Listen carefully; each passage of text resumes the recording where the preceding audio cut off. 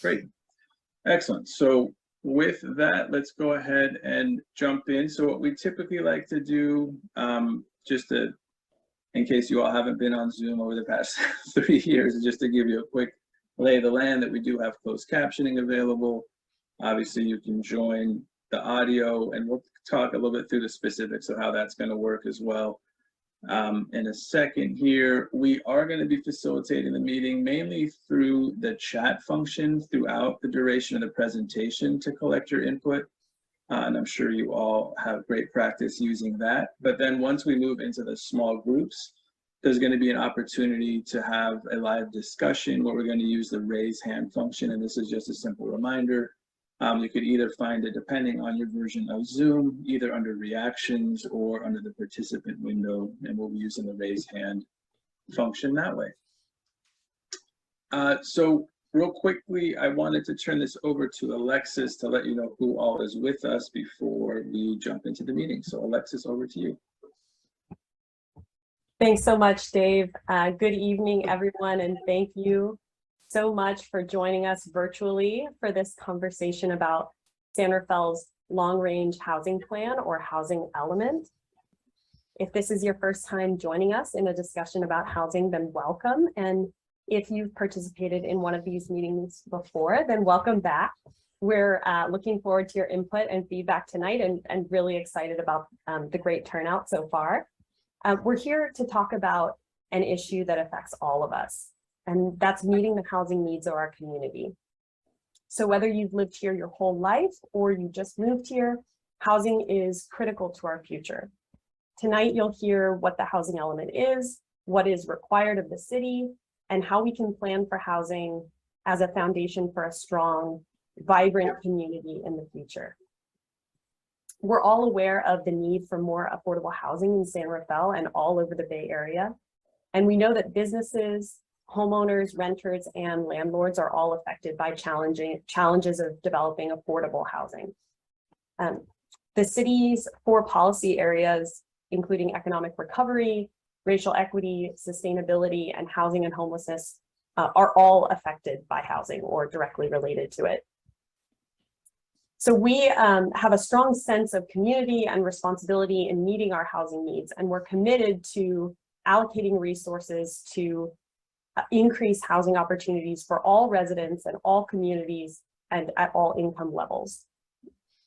And while we do face challenges from the state and other agencies, we also know that people want to live in San Rafael because we're a community that believes in diversity and inclusion. So tonight you'll be hearing about recent housing related accomplishments, existing housing policies and programs, and then we want to hear your thoughts and feedback about what housing policies and programs our community needs, and ideas you have to meet the housing challenges in our city. So thank you again for being here and for taking part in what we hope will be an informative and productive conversation. As you can see on the slide, we have a fantastic team here helping out tonight to host the meeting. And I think with that, I'm going to go ahead and hand it back to you, Dave. Great. Thank you so much for that, Alexis. And yes, thank you so much for you all taking the time to join us tonight. It's fantastic to see so many people here with us. I'm going to take us through the agenda here quickly and then do a quick demographics poll, as we always do, to get a sense of who's with us before we launch into the meat of the discussion. So Barry here shortly is going to give us an overview of the housing element. For those that maybe haven't joined a workshop in the past, just a quick overview of what the housing element is and how it functions and where we are in the process. Most importantly, we're here to talk about policies and programs tonight, which make up the housing element and speak to how we're going to implement all of the great thoughts and input that we receive from you all, and to ensure that this is a successful housing element that meets the needs of the city. And then we're going to get into breakout rooms, which is really the most important part of this meeting, is to hear from you all and to get your input about the policies and programs that you're going to see on the screen. And before we get to the breakout room, we're going to actually be asking you, we're going to pause after each topic and actually ask for your input via chat. So be ready for that. And we're going to be gathering your chat input and then moving that to the small group discussion to help kind of cue up that that discussion when we get there. So you'll kind of see that rhythm as we go through the presentation. And then after we have the breakout room discussion, we're going to do a quick report out just to get a sense of what everyone spoke about in each one of the rooms before we do a wrap up and talk through some next steps. So before we get started, as I promised, we want to get a quick sense of who's joining us here at the meeting today. So as you can see on the screen, and this will come back up here shortly as well, but I'm going to ask you to go to menti.com, and you could either do this on your phone or you could bring up a separate screen on your computer. If you're doing it on your phone, the simplest thing is to bring your camera up to the screen and capture the QR code that's on the screen, and that'll take you directly to this fun polling function that we've been using. So I'm going to go ahead and stop sharing screen here for a second so that I can bring that poll up, and then we'll go ahead and get started with that. So thanks for your patience here. I'm going to go ahead and bring that up. Okay, so I'll start sharing screen here again so you can see it. So as I just mentioned, this is the same information that I just had on the screen earlier. So if you go to menti.com on a separate window on your computer and put in the code 61450688, that'll take you straight to this poll, and or bring your cell phone to the screen with your camera, and that'll capture the QR code and take you there as well. And all this information will remain on the top of the screen here as we navigate through these slides. So no stress if you aren't able to get to it right away now. You'll have a chance here shortly. And I see a bunch of you already on there. So we're going to go ahead and move forward. So the first question we want to ask, and this is something that we typically do at the beginning of each meeting as well, is just a quick icebreaker. And this is your chance to let us know what you love about San Rafael. So you'll see something pop up on your screen now that'll allow you to put in a couple words.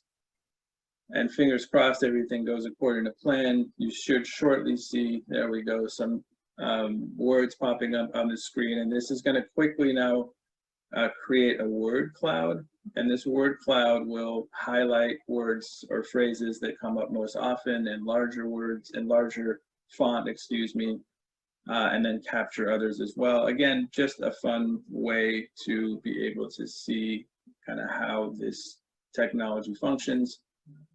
And clearly, as you all see on the screen, home has come up the most, followed by weather and beauty and proximity to city and community and diversity and let's see, complexity and caring. Fantastic. Excellent. You all have completely got the hang of this. And this, we'll take all this information and bring it forward into the summary as well, but that was really just meant to be a fun way for you all to test out this technology. So we're going to now jump into the actual demographic poll. It looks like you all are A students and have already jumped ahead on some of these questions, which is great. The first question is, where do you live? Whether it's in San Rafael, in the county, or outside of the county. And as expected, vast majority of you all live here in San Rafael. I'm going to go ahead and go on to the next in the interest of time. And you all could continue to add your responses to these slides as we go through them. The next is where you work. Is it in San Rafael, not in San Rafael, outside of Marin County altogether, or you may not work for multiple reasons? Excellent. In this virtual environment, it looks like majority of you that do work here in San Rafael. Next question is, if you work in San Rafael, how long is your commute? I'm guessing for those that are working virtually, it's probably going to be less than 20 minutes. But always interesting to kind of see if there is a large commute for folks if you are traveling outside of the city to get to work. As you can see on the screen, about 75% less than 20 minutes. Oh, now changing to closer to 60%, with about 30% that's 20 to 30 minutes. Excellent. We'll keep moving forward here. Which of the following describes why you decided to attend tonight's workshop? Whether it's you want to know more about the housing element process, you want to know more about obtaining housing in San Rafael, you support housing, or you might be concerned about housing development in San Rafael, and you could choose all that apply here. So for any of these reasons that you might have chose to attend tonight's meeting, which we again greatly appreciate. Excellent. Looks like about half of you might have joined this meeting because you support housing, but there's also some concern about housing development in San Rafael. Next is, what is your current housing situation? Own a home, rent a home, live with friends or rent, don't currently have permanent housing or other. Great, thank you for that. Looks like about half, or a little bit more than half, are renting a home, where a third of you own a home. Excellent. Thank you for that information. On we go. What type of housing do you live in? Whether it's a house, a duplex, townhome, condo, apartment, an ADU, a mobile home, or other. All right, looks like about half, a little bit more than half of you in apartments, about 35% in home. Excellent. Okay, great. Thank you for that information. Two more, and then we're going to be off and running here. We always like to ask a question about race and or ethnicity. So this gives you a chance, and again, an opportunity to choose all that apply here. Excellent. Looks like we do have a pretty good mix of ethnicities represented here this evening, of those that are taking the poll, which is great to see. Great. Excellent. Thank you so much for taking the time to do that.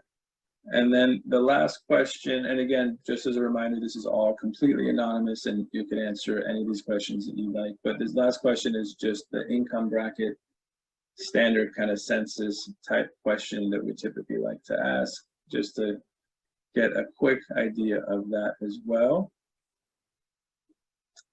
Okay, so fairly good cross-section represented as well in this category. So thank you so much for sharing that. And again, this is just meant to be a quick snapshot for those that didn't get to add your input here. We'll have a chance to kind of talk through some of this stuff in the small groups and or capture this after the meeting if you'd like to share that information. So that is the end of our polling. So I'm going to go ahead and stop sharing screen now and hand it over to Barry to get us started with the presentation. Over to you, Barry. Great. Thanks, Dave. Good evening, everybody. Thanks for being here. It's great to see a large turnout, and we're going to tell you a little bit more about the housing element now. So some of you have participated in these meetings before and are familiar with this project, but for those who are new, we wanted to do a quick overview, really to talk about why we're here tonight. So San Rafael is in the process of updating the housing element of our general plan. This is our long-range plan to meet the housing needs of our community. We're required by state law to prepare this plan, and we're also required to update it every 8 years. So we did this before in 2014. Now we're doing the plan for the years between 2023 and 2031. Every city and county in the Bay Area is going through a similar process right now. We're all required to complete our new housing plans by the beginning of 2023. Now, there are some very specific requirements set by the state of California for what's in a housing element, including a requirement for a needs assessment, looks at what our housing needs are, a site inventory. In other words, this is a list of properties where housing can be built in the city, and an evaluation of development constraints to building housing in our city. Through the process of updating the housing element, every city and county and town has to demonstrate that they can accommodate a specific number of new housing units over the next 8 years. That number is determined by the Association of Bay Area Governments, or ABAG, and it's different for each city in the region. In San Rafael, our assignment is to plan for 3,220 housing units by 2031. That's about a quarter of the total assignment for Marin County. It is less than 1% of the total for the entire 9-county Bay Area. Now, it's important to keep in mind the city of San Rafael itself doesn't build the housing. Developers build the housing, but the city has to demonstrate that it has the land where housing can go, as well as programs that facilitate housing development. And every housing element also must include an action plan that shows the specific steps the city will take to support housing development, protect the housing we have now, and meet the needs of lower income residents and residents with special needs in the community. California cities have been required to do this for the last 50 years, so preparing a housing element is not new. What is new and what is different this time around is a new state law that every housing element must achieve the goal of affirmatively furthering fair housing. Now, you can see a definition of this term on the screen, but what does it really mean in practice? What it means is that the housing element needs to be prepared with an eye toward creating a more equitable and inclusive community. This means our outreach efforts must be designed to reach the entire community, especially those with special housing needs, especially lower income households. It also means that we have to ensure that affordable housing is developed in all parts of our city, including areas where it may not exist today. We need to work to create housing choices for all of our residents in all of our neighborhoods. It also means we need to work to end discrimination and ensure compliance with civil rights and fair housing laws. This diagram shows the timeline for the housing element update. We started this about a year ago in August of 2021. Last fall, we completed an evaluation of the last housing element and the assessment of our housing needs. The city also created a 13-person working group who began meeting to discuss housing issues in December. We did our first community workshop on housing in November. During winter and spring, we completed the housing sites analysis, an analysis of zoning constraints, and started to look at new tools for achieving our housing goals. There was a meeting on potential housing sites in July, which some of you may have attended. So now we're developing our goals, policies, and programs. All of these steps are leading us to production of a draft housing element in September. This document gets submitted to the State of California Housing and Community Development Department for their review. That's a required part of this process. We submit this to the state. They provide us with feedback on a draft and tell us what needs to be added before the document can be certified. We'll make those changes in January and then adopt the element. So this process still has about 6 months to go. We still have additional public hearings and additional opportunity for input. The housing plan includes goals, policies, and programs. So let's just take a minute to review these terms. Goals are broad statements about what we want to accomplish. For example, great neighborhoods in all of San Rafael and more affordable housing for families. The policies are a little more specific and they help us get to those goals. For example, we may have a policy, we do have a policy that 10% of all the housing and new development is set aside as affordable, or a policy that you get to add an additional story of development if you include affordable units in your development. The programs are the most specific part of the plan. These are detailed actions that the city is committing to take during the 8 years that this plan is in effect. This could include things like rezoning specific properties to allow more homes, or adopting ordinances, or implementing new programs for seniors or persons with disabilities. Most of the attention in the housing element is on the programs because they can be assigned to different departments and progress can be tracked over time. Each year, the city prepares a report for review by the city council and submittal to the state, showing how we're doing on implementing our housing programs. In many cases, the programs have specific objectives related to the number of housing units or the number of people who benefit. It's important to remember that we're not starting this process from scratch. San Rafael's last housing element was adopted in 2015, and we've been implementing its programs for the last 8 years. In fact, many of the programs in our current element, you see some of them listed here, many of them have been around for 20 or 30 years or longer. The question now is, how can we make them better?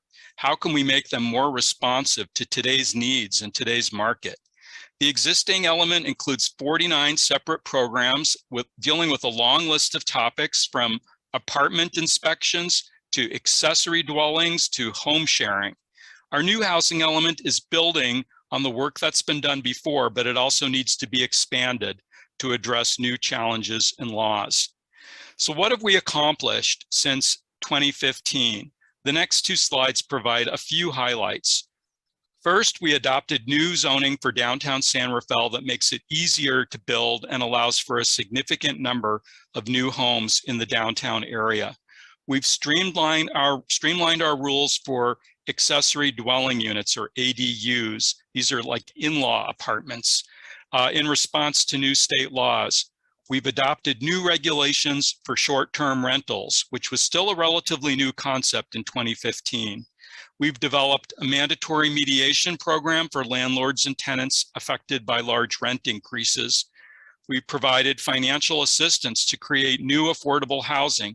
For example, the 32-unit Homeward Bound development on Mill Street that's going to open next week, and the 67-unit Vivillon senior housing project that's now under construction in downtown San Rafael.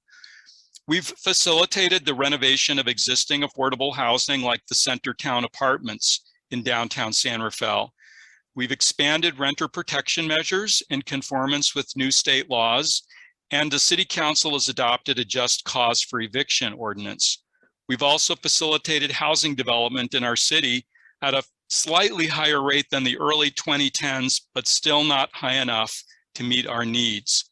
You can see here on the slide, between 2015 and the beginning of this year, 2022, San Rafael issued building permits for 388 new housing units, including 115, a little less than a third, that will be affordable to lower income households. That's about 55 units a year.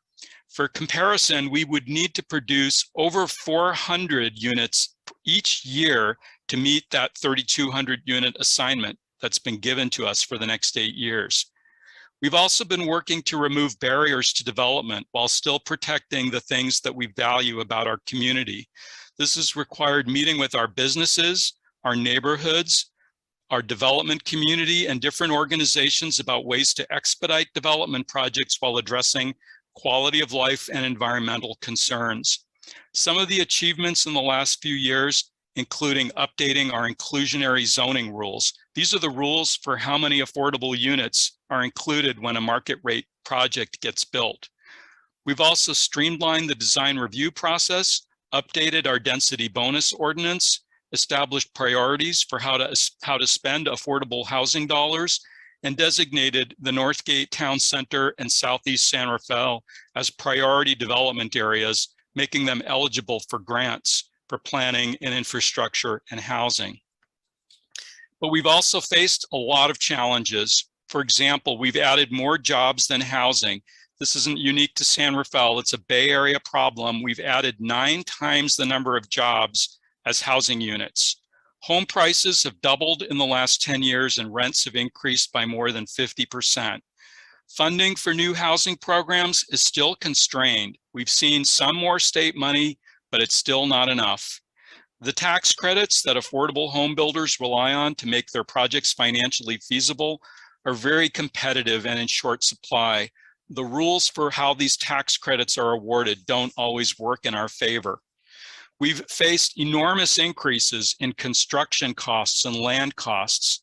Between the start of the COVID pandemic and now, we've seen the cost of building materials rise by 1/3 and the cost of labor go up by over 40%. The COVID-19 pandemic has disrupted the real estate market and the economy with long-term effects on the way we shop, the way we work, and the way we live. We've also got a constrained land supply. With no redevelopment agency, we've lost some of the tools we once had to create development sites in our city. So now we're going to turn to the next 8 years And after one more slide, we're going to ask to hear from you. The next group of slides will highlight some of the issues we're covering in the housing element. On each slide, we're going to talk about what we're doing now, and then we're going to ask you for your ideas about what we might consider doing in the future. We're going to ask that you use the chat feature, which is at the bottom of your screen, the little quotation bubble, to share your thoughts with us. And you can type this in English, Spanish, Vietnamese, or the language of your choice. We'll try to summarize what's typed there before we go on to the next slide. When we're through with the presentation in 15 minutes or so, we'll be moving into breakout groups for the rest of the meeting. So you can talk and share your ideas and thoughts with our facilitators, and then we're going to report out at the end of the meeting.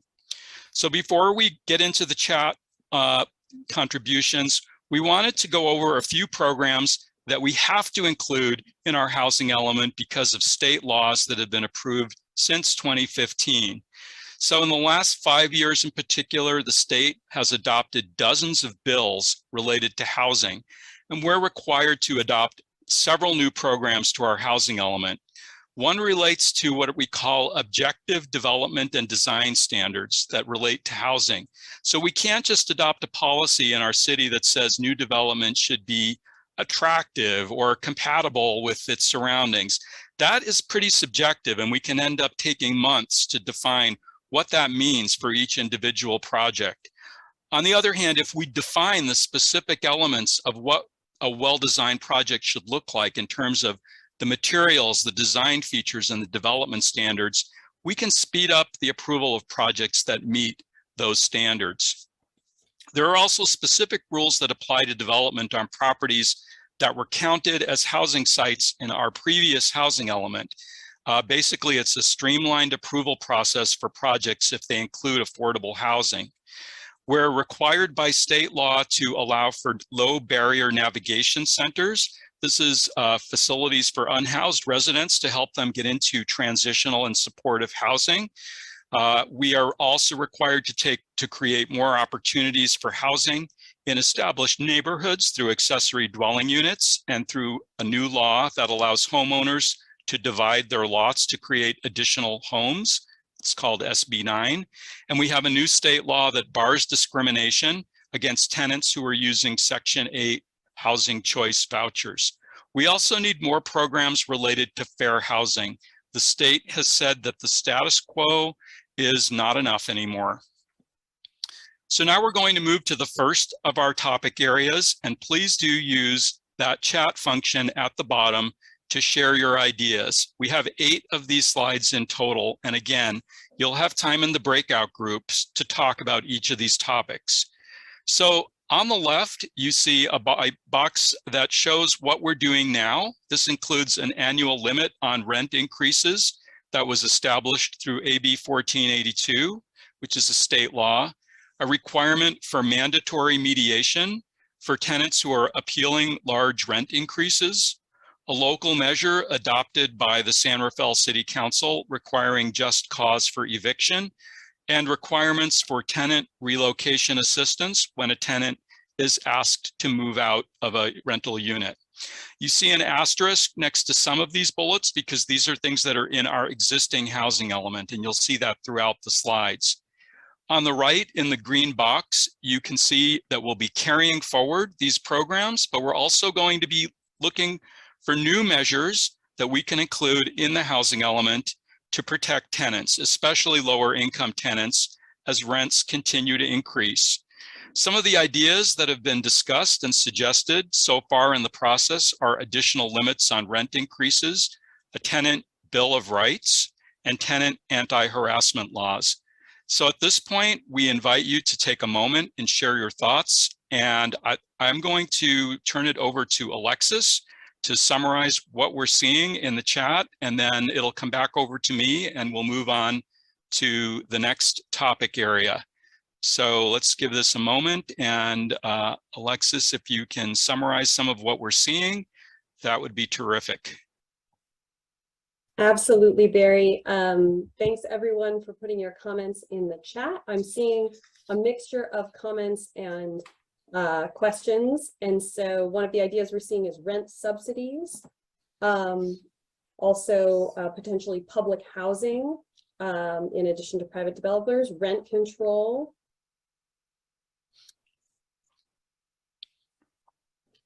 See what else comes in. And we'll get back to a couple of the questions, or we'll answer them in an FAQ after. So let's see, limiting rent increases. Someone saying limiting new rent increases can discourage new rental housing from being built. Someone else is saying eviction protection for families. I'm seeing more rent subsidies and rent increases limited based on income. This is great. Please keep the comments coming.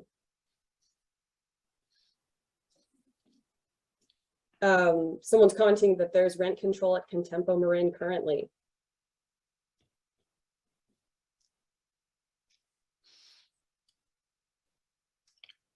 Great. Let's give it about 15 seconds maybe. And again, you can continue to type comments in the chat. We are going to move to fair housing in just a moment. Great. I have I'll put in one or two more comments. I'm seeing rent control that doesn't increase because unfortunately our salaries are low, very low. Rent control in the canal area. And so thank you for these comments. Please continue. For those who asked a question that we haven't got to, I want you to know that if we're not able to address them in the time that we have right now, when we do our FAQ document that we'll post to the website, we'll work on answering those questions as well, or possibly in the breakout groups. I'll hand it back to you, Barry. Terrific. Okay, we're going to move on now to fair housing measures. So these are measures that ensure that residents don't face housing discrimination or are denied access to housing because of their race, ethnicity, age, ability, family status, and so on. Right now, we have inclusionary housing measures that require affordable units to be included in market rate projects. The city also has a contract with Fair Housing Advocates of Northern California to administer a fair housing program, including education and enforcement about fair housing laws. We also have a state law that prohibits discrimination based on your source of income. In other words, it's now illegal to advertise an apartment with the requirement or the statement no Section 8. That is not allowed under current state law. So we'll be carrying these things forward in the new housing element, but we're asking now for ideas about new programs to make sure that housing is sold and rented fairly. So some of the ideas that have come up in our communication with the community so far include providing more enforcement, providing more education and outreach to our realtors, our homeowner associations, our landlords, and our homeowners.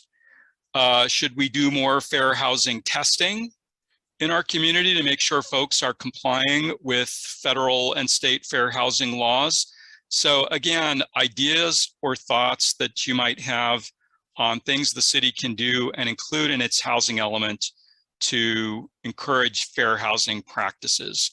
And I'll toss it back to Alexis at this point about what's coming into the chat. Thanks, Barry. So we're seeing 10% of new units being affordable seems too low. How about 20 or 25%? Affordable housing should be located in high resource neighborhoods. Consider people without Social Security, insurance. We need inspectors to inspect the apartments.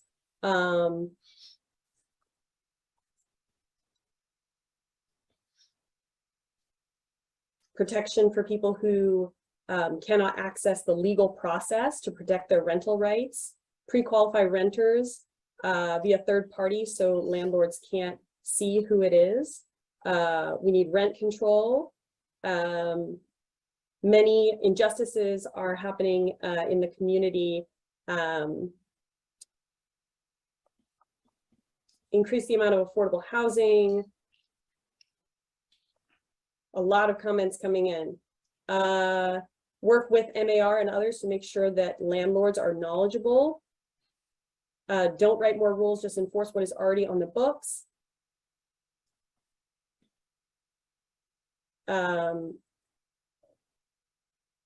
Write to a lawyer, I'm seeing in cases of eviction, and that there's protection for example,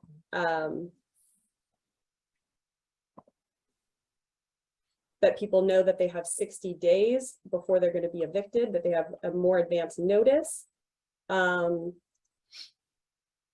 people without Social Security to be able to get an apartment.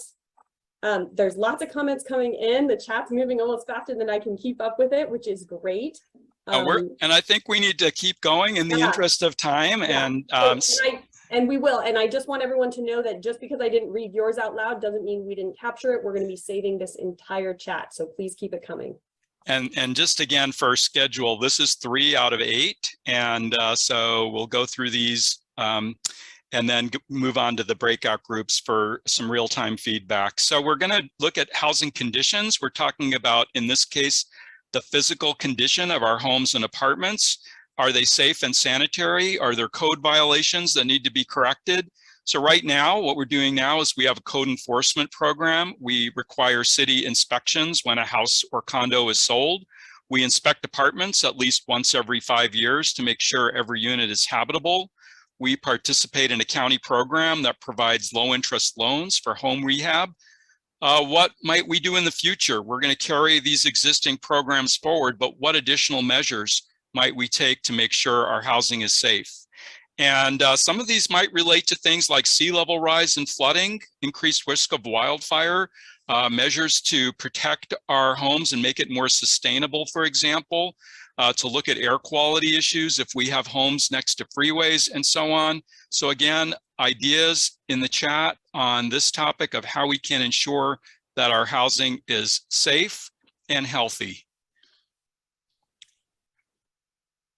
Thanks, Barry. Seeing some lingering comments about tenant rights and inspections, encouraging homeowners to build ADUs. I'm looking for also comments on, oh, here we go. The city needs more inspectors. There's a lot of time in between inspections, so we're looking for more inspectors, more frequent inspections. That seems to be a common theme.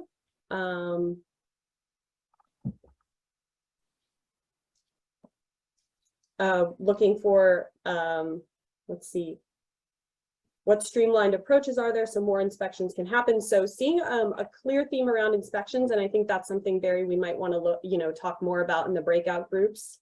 Great. Okay, we're going to move on to the next topic area. Again, keeping in mind there'll be more time to talk about this. So the next topic is increasing the housing supply. In other words, we have this assignment to plan for 3,200 new homes. How do we make that happen, or how do we put in motion some tools that get us closer to that goal? Right now, we're implementing state laws that require streamlined approval of developments that meet certain criteria. We have new zoning in downtown that allows taller buildings, denser buildings.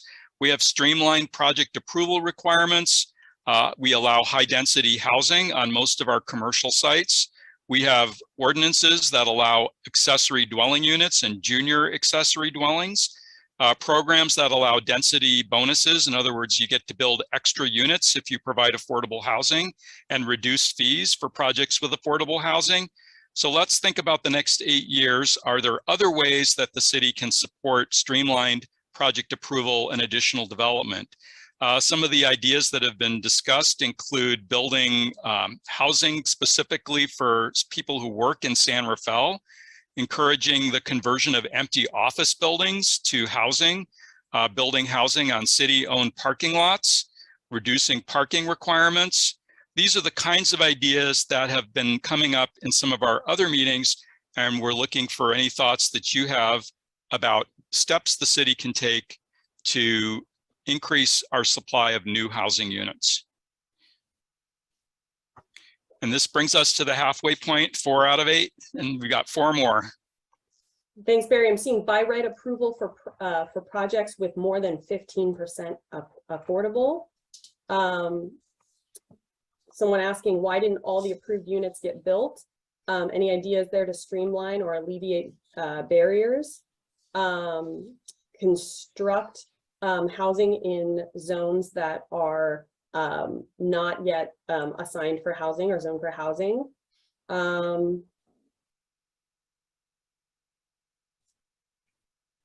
Boat housing, make docks for floating homes. And also seeing some other comments on the topic of housing for seniors and caregivers, older adults and caregivers. Great. Okay, I think we're going to keep moving on. And the next topic area is options for first-time home buyers. So this is a goal of the housing element to create more opportunities for San Rafael's renters to become homeowners. Right now, more than half of our residents are renters, and many of those participating in this process over the last year have identified home ownership as a tool for building generational wealth and establishing a stake in the community. So right now there's a county down payment assistance program for low and moderate income households. It's pretty limited, but that's one thing that's in the existing element. We're also encouraging smaller housing units that may be more affordable by design, for example, condominiums or co-ops. Some ideas for the future, some of the things that have been talked about are land trusts or converting some of our older rental buildings into home ownership units, or publicizing some of those below market rates to our local workers. So any ideas that folks wish to share about first-time homebuyer programs or ways that we can encourage more of our residents to become homeowners if they wish to do so. And let's see what ideas are coming in. I'm seeing create programs to be able to buy our own homes with the help of other organizations, city loans for down payments, more mobile home parks, programs for people who want to buy their home, increase the construction of homes for people with low income and give opportunity to Hispanic, Latino folks to buy homes. More education on paths to ownership.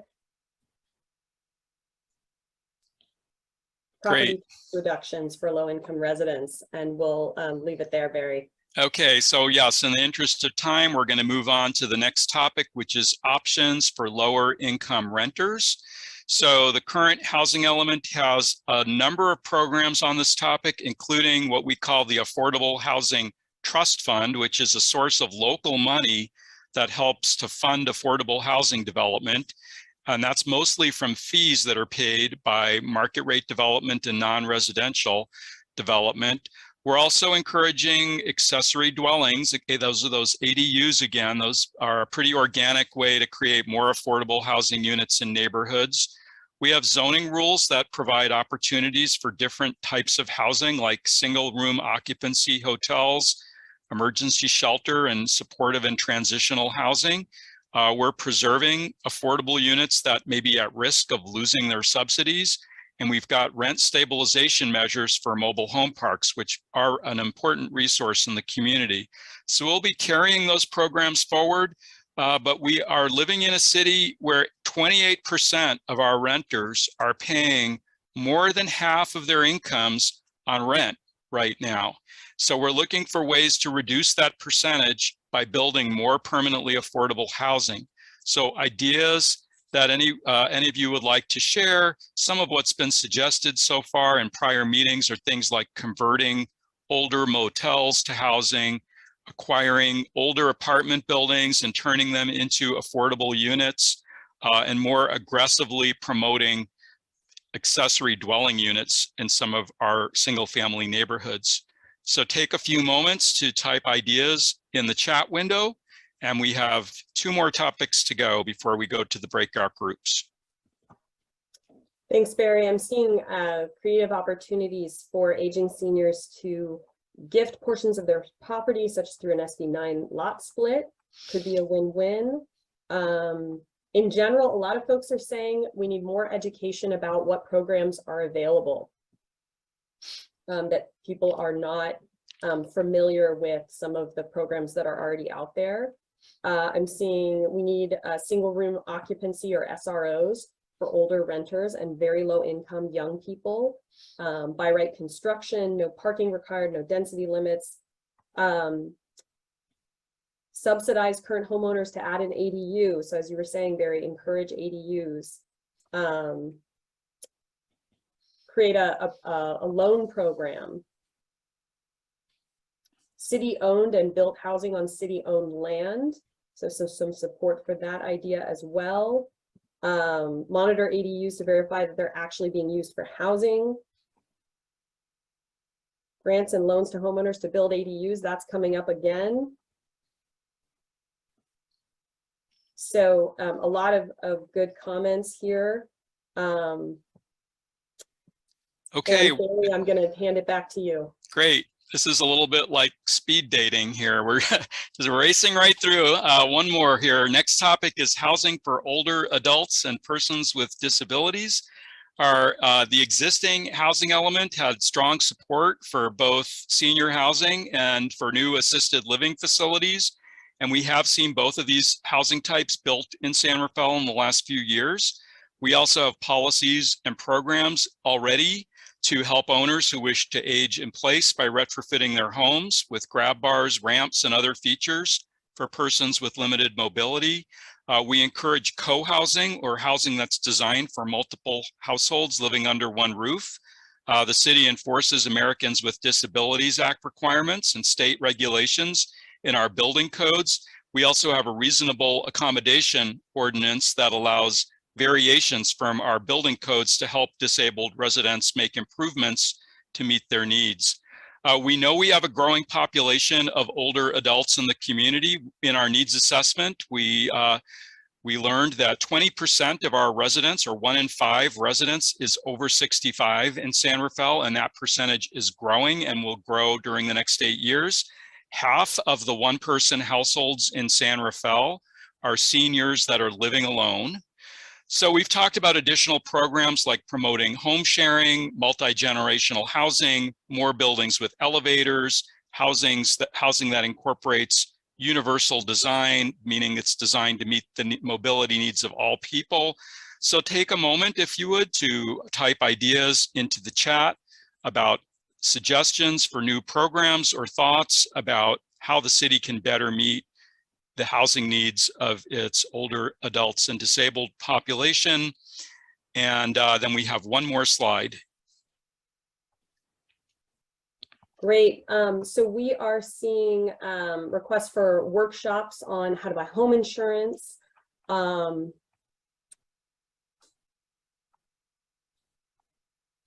Co-housing policies haven't resulted.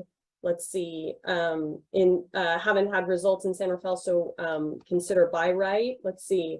We need a program specifically for undocumented persons and older adults and those with disabilities. In the canal, this does not exist.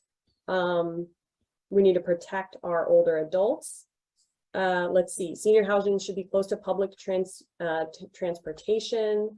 Let's see, more organizations to more supportive organizations. Let's see, subsidizing home sharing and providing job training for people to become in-home caregivers. And Alexis, I think we're going to just need to move on to the last slide here, which is potential funding sources. Thanks for that summary.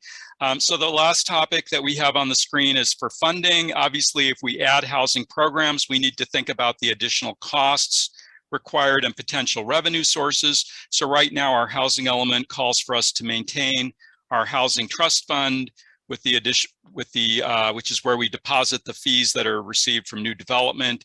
We are applying for state and federal grants, participating in programs with the County of Marin, and we also encourage private investment. These will all be continued in the future, but what else can we add?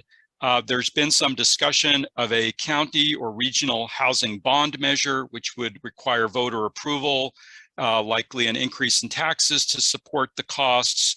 There's also been some consideration of a vacancy tax, which is essentially a tax collected on housing units that are empty more than a certain number of days a year, with the proceeds used to support housing. Oakland passed a vacancy tax in 2018 and collected about $7 million last year for housing programs. So this is an idea that, again, could be considered in the future. Please feel free to share your ideas. I'll turn it to Alexis at this point, and then we're going to turn it back to Dave to move into the breakout groups where all of this is on the table for discussion. Thanks. Yes, just a few comments to leverage available state funding for housing. Someone saying to look at Oakland as an example for this, supporting a state-run bank to loan cities and counties money to build housing for their residents. Housing Element should support the Bay Area Housing Finance Agency. I like the vacancy tax idea on commercial spaces. So those are the first few ideas that came in, and we're really excited to get into our breakout groups and hear more from everyone on some of your priorities. Thanks. I'm going to turn it back to Dave. Thank you, Alexis, for those great summaries. And Dave, it's all yours. Great. Thank you for that. That was amazing. So great to see you all so plugged in and providing all your valuable input. That's exactly why we're here and what we wanted to see. With that, we did eat into a bit of our time for the small groups, but I'm going to just ask if you all can be patient with us. We might go a little bit past 8 tonight because I really don't want to shortchange this conversation. But we're going to move to the small groups now and probably try to spend a good half hour in there so we can continue the conversation and really kind of understand the great comments that you provided thus far. The two questions that we're going to ask in the small groups, one is going to be, now that you've seen all of these topic areas, if you can help us identify what you think might be the highest priority, and we'll bring that up in a shared screen and ask you all to provide us some input on that front.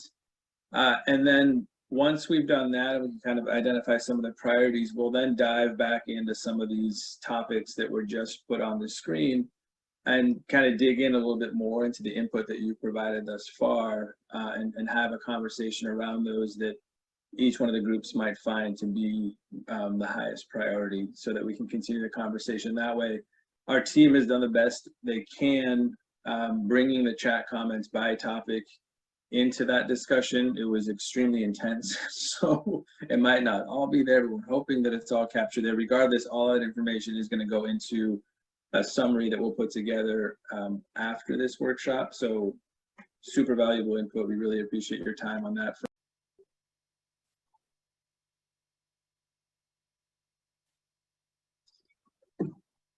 Hi all, welcome back. Thank you again for your patience as we went a bit beyond our 8 o'clock target. There was so much great conversation happening and we didn't want to cut it short. So thank you again for sticking with us. Maybe we'll wait just maybe 10 more seconds to make sure everyone comes back here with us. I will say there's so much information to share. I don't think we do it justice to try to do a report out at this point. So we'll summarize all the great information that we gathered and share it back out with you all in a summary here shortly, just to make sure that we captured it correctly and to continue to get great input from you all.